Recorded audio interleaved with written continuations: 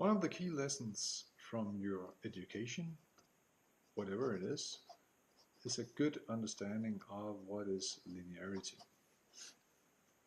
In the context of swap valuation, you can think of it either top-down or bottom-up. We can try top-down would be, think of a swap portfolio.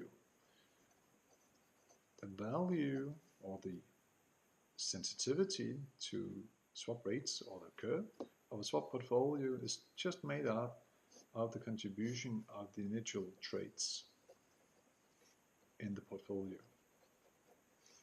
Each of the swap trades are made up of a set of legs. So we talked about the floating leg, the fixed leg, or the paid leg and the received leg, or other ways. Each of the legs are made up of a sequence of payments.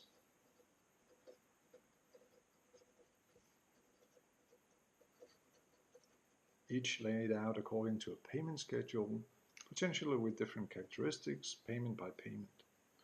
If we zoom really close in on a particular payment, that payment may have a split into a fixed part and a floating part.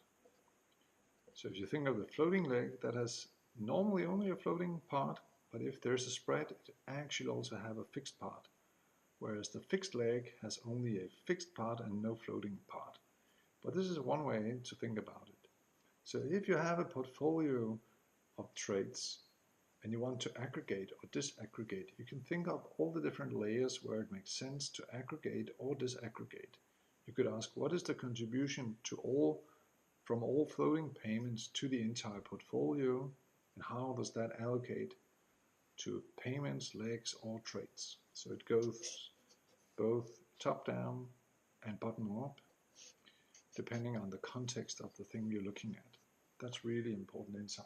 Just in case you forgot linearity, what is it actually? Well, one of the things that is linear is the present value. Another thing that is linear is the delta.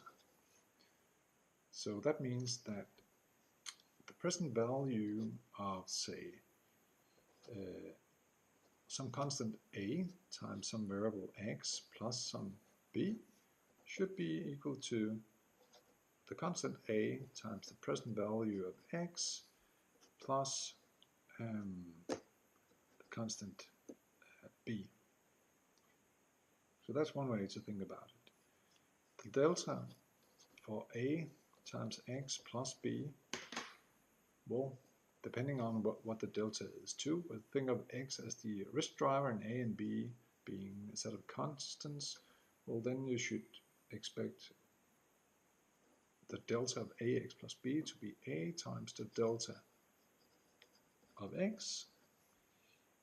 And then, well, let's assume for now that the delta contribution of b is 0, that b is a constant, then there would be no contribution here.